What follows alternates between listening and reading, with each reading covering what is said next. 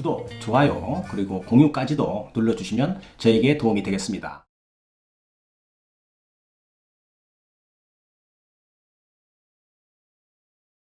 안녕하십니까. 교통사고 합의 전문 채널 유국장TV입니다.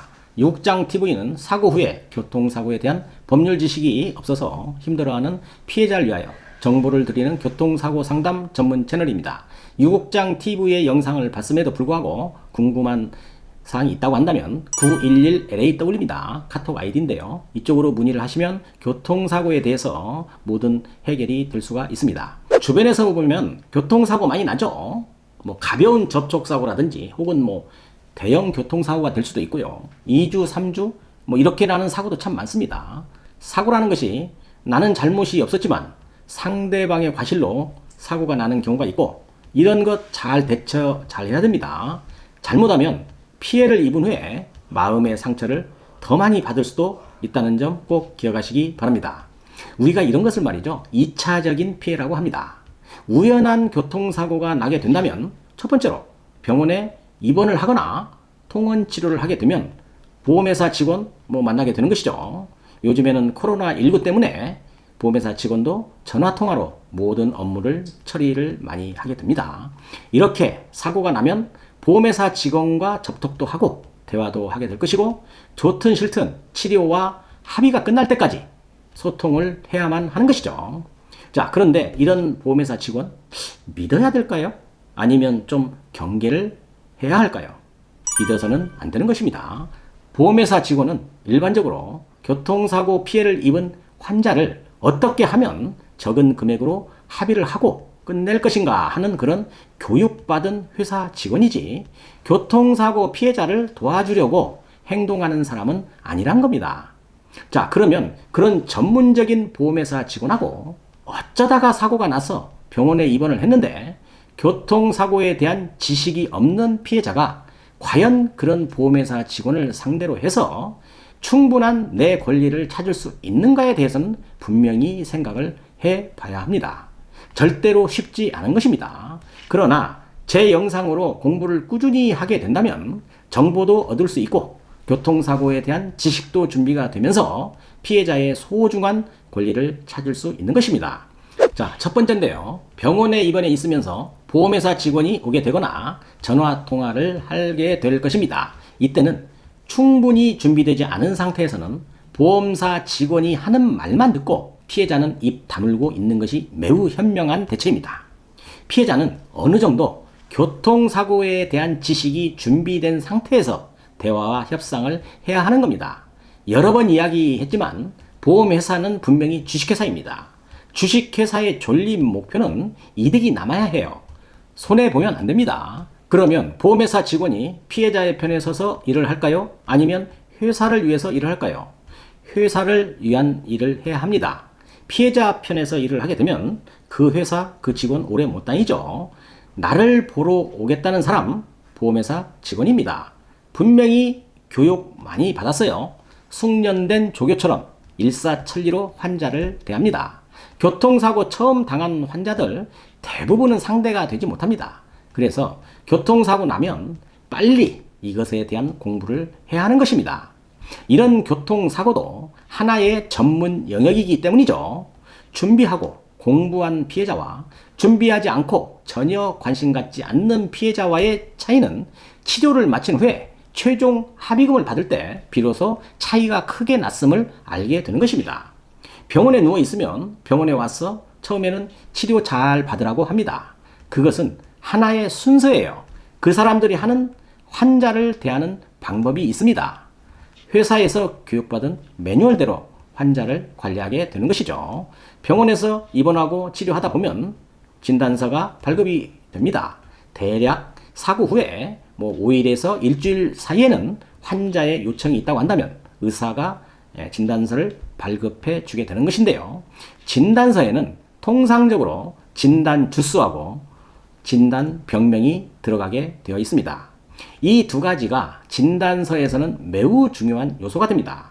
그런데 잘 알지 못하는 일반인들은 진단 주수가 일주라도 더 나오게 되면 피해자에게 무조건 좋다 이렇게 생각하는 사람들이 많습니다. 그런데 자세히 판단을 해보면 진단 주수하고 우리가 받아야 될 합의금, 이것은 절대로 비례하지 않는 것입니다.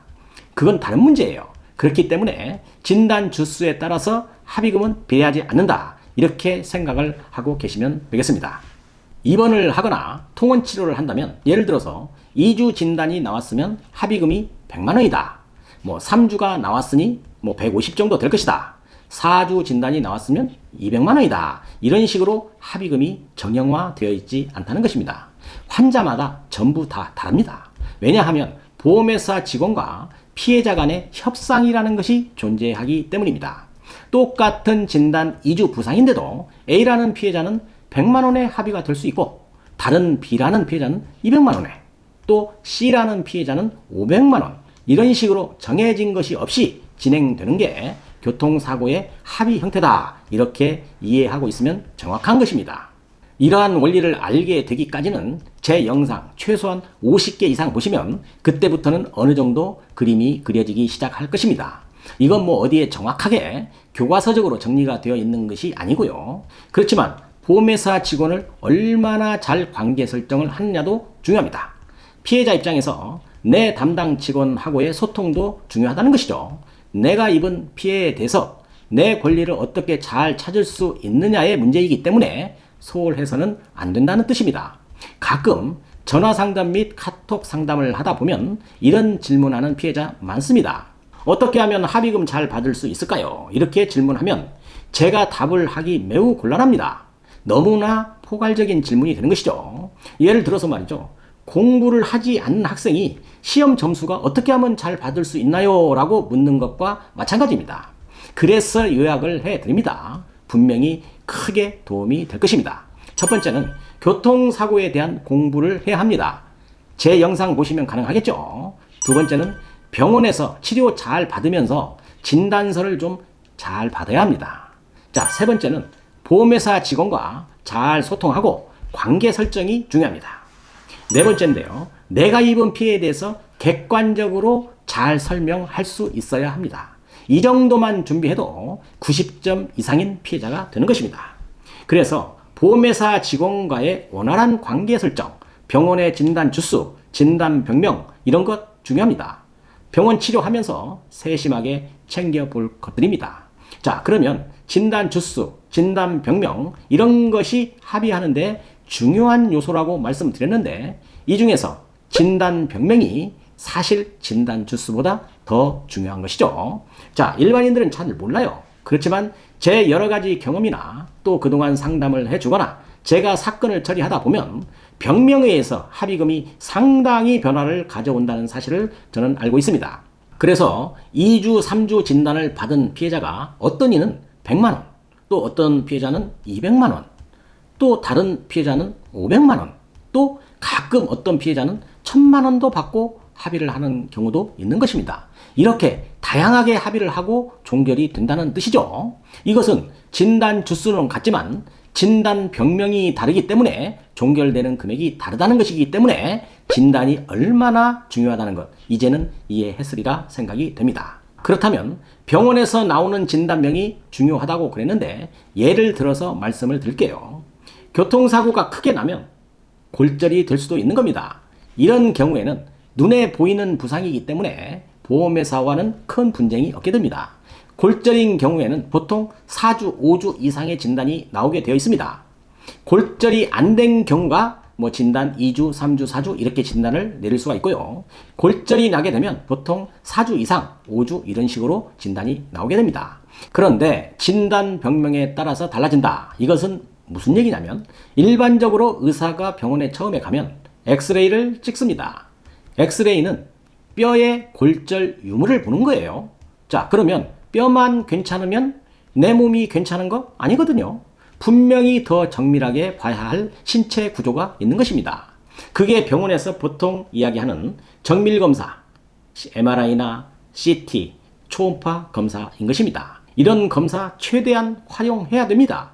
병원에서 치료를 꾸준히 했음에도 불구하고 치료 효과가 없거나 통증이 없어지지 않는다면 의사가 정밀검사를 해보자고 피해자에게 권유하기도 합니다. 그런데 보험회사는 이런 의료 행위에 대해서 조금은 싫어하겠죠. 그러나 분명히 이런 검사를 받을 수 있고 점검할 수 있는 것들은 충분히 활용하셔야 한다는 것입니다. 그 이유는 그것도 피해자로서의 하나의 권리입니다.